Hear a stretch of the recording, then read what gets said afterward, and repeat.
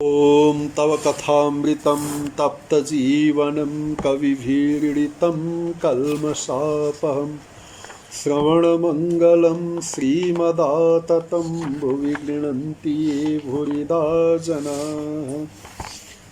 श्री रामकृष्ण वचन सुधा परिच्छेद 3 तृतीय दर्शन अनुच्छेद 2 उपाय विश्वास। एक भक्त, महाराज, यस खालका संसारी जीवहरूका लागि के कुनै उपाय छैन? श्री रामकृष्ण, उपाय अवश्य छ।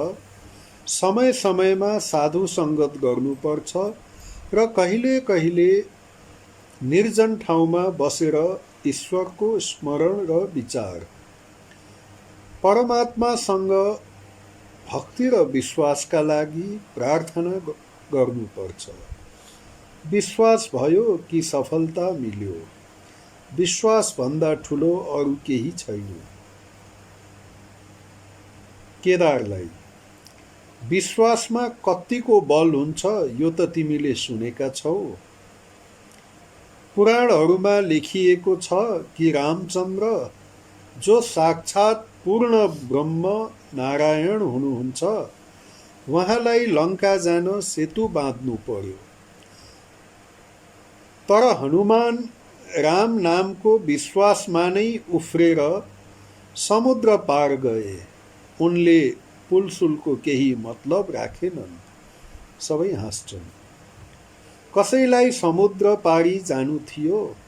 विभीषणले एउटा पातमा राम नाम लेखेर त्यसको पछ्यौराको टुप्पामा बाँधिदिएर भने, अब तिमीलाई कुनै डर छैन। विश्वास गरेर पानी माथि माथिबाट जाऊ। किन्तु यदि तिमीलाई अविश्वास भयो भने तिमी डुब्नेछौ। त्यो मानिस बडो मजासँग समुद्रको माथिबाट गइरहेको थियो। त्यसै बेलामा उसलाई इच्छा लाग्यो कि गाँठो खोलेर हेरौँ के राखेको रहेछ। गाँठो खोलेर हेर्दा त उसले देख्यो एउटा पातमा राम नाम लेखेको रहेछ। जसै उसले ठान्यो, यसमा त खालि राम नाम मात्र लेखेको रहेछ। अविश्वास भयो, ऊ डुबिहाल्यो। जसको ईश्वरमा विश्वास छ, ऊ यदि महापातक गरोस्, गो ब्राह्मण स्त्री हत्या पनि गरोस्, तापनि यही विश्वासको बलले ठुल्ठुलो पापदेखि मुक्त हुन सक्छ। उसले यदि हे ईश्वर, अबदेखि यस्तो काम कहिले गर्ने छैन भन्छ भने फेरि केही कुराको डर छैन। यति भन्दैमा यो मर्मको बङ्गला गीत श्री रामकृष्णले गाउनुभयो। दुर्गा दुर्गा जप्दा जप्दै यदि निस्किन्छन् मेरा प्राण, हेरुला म करुणामयी तिमी कसरी दिन्नौ त्राण। गो ब्राह्मणको हत्या साथै गरेर पनि मदिरा पान, छैन प्रवाह पापहरूको लिन्छो निश्चय पद निर्वाण। नरेन्द्रको कुरा चल्यो। श्री रामकृष्ण भक्तहरूसँग भक्त लाग्नुभयो। यस केटालाई यहाँ एक प्रकारको देख्छौ।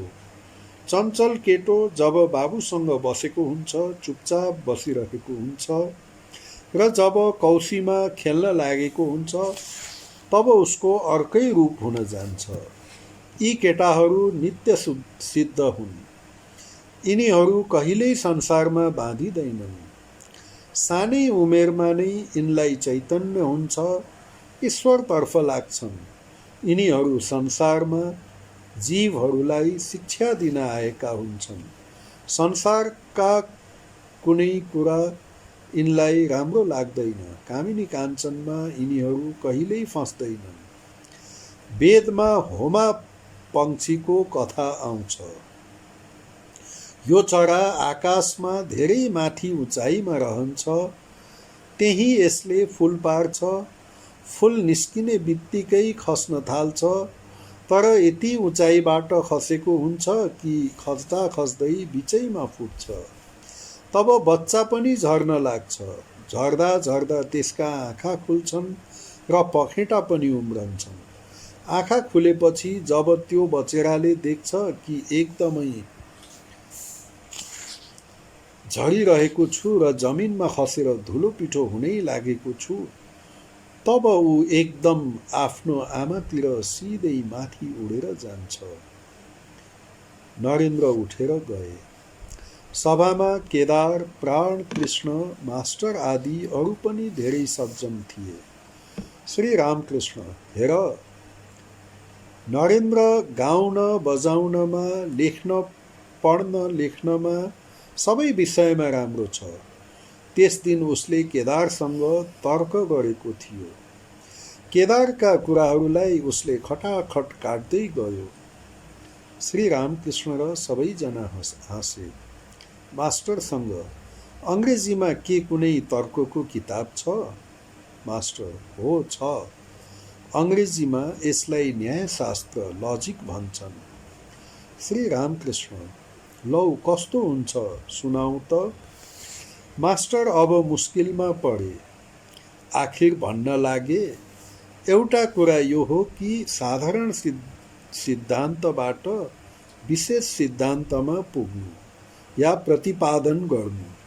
जस्तै सबै मानिस मर्छन्, पण्डित मानिस हुन्, यसैले उनी पनि मर्छन्।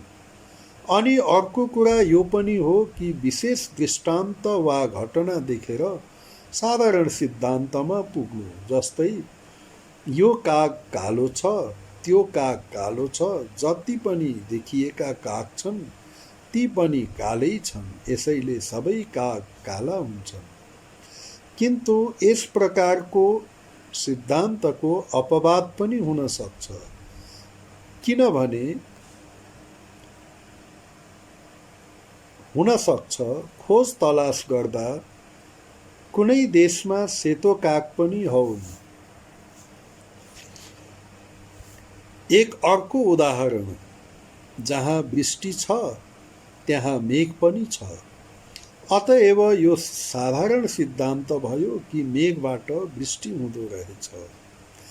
अर्को पनि एक उदाहरण, यो मानिसका 32 दाँत छन्, त्यस मानिसका पनि 32 दाँत छन् र जुन मानिसलाई देखे पनि उसका दाँत 32 छन्, यसैले सबै मानिसका 32 दाँत हुँदा रहेछन्।